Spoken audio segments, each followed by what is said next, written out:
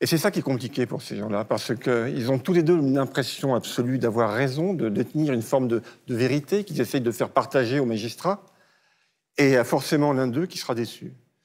Parce que c'est une mise à, vous le dites, c'est une mise à nu totale, oui. À la fois leur vie, oui. À la fois leur économie, on dissèque leur salaire, leurs revenus, les échéances qu'ils ont. C'est une plongée dans leur intimité, et je pense que la plupart du temps, ils ne sont pas prêts à cela, parce qu'ils ne l'ont pas envisagé. La seule idée au départ, c'est le divorce. On pense que c'est quelque chose de simple, mais il y a tout l'aspect émotif, tout l'aspect affectif avec les enfants dont vous parliez, maître. Et ça, c'est véritablement la grosse difficulté. Quand on doit statuer sur un droit de visite, c'est-à-dire faire comprendre, par exemple, à un parent, à un père, qu'il verra ses enfants eh bien, qu'un week-end sur deux, ou la moitié des vacances scolaires, eh bien, c'est quelque chose qui est d'une certaine manière extrêmement difficile à accepter.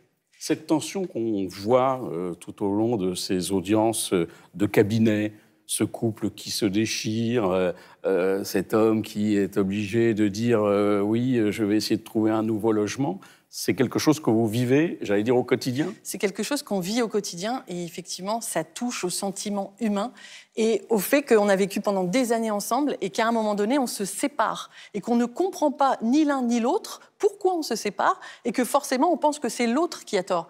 Moi, je serais un peu plus modérée par rapport à ce que vous disiez, que forcément, dans le procès... il y a toujours quelqu'un qui se sent lésé. C'est pas tout à fait vrai, parce que parfois, la magie de l'audience, avec de bons magistrats et des avocats qui permettent d'être conciliants, on arrive parfois à instaurer un dialogue qui n'existait plus. Alors, ça se fait dans nos cabinets avec les clients, et puis ça se fait aussi devant le juge, qui va aussi parfois dire aux parties un certain nombre de vérités, et on arrive parfois à sortir de l'audience en ayant une décision qui satisfasse tout le monde. Et ça, c'est la grandeur de la justice et c'est la grandeur aussi de notre travail que d'arriver à faire ça. Dans la première partie, on est loin de divorce à l'amiable, comme on dit. Non. Vous savez, la magie de l'audience, je ne suis pas sûr que ça résiste à la réalité. Quand il s'agit d'aller conduire les enfants à l'école le matin, en se disant j'y vais tous les jours parce que c'est ma semaine de garde et j'ai des difficultés, on commence à se poser des questions. Mais je crois que de plus en plus, les gens ont envie de s'impliquer dans la vie de leurs enfants, effectivement, et que de plus en plus, les pères veulent prendre ce pouvoir, ce qui ne plaît pas forcément parfois aux mères.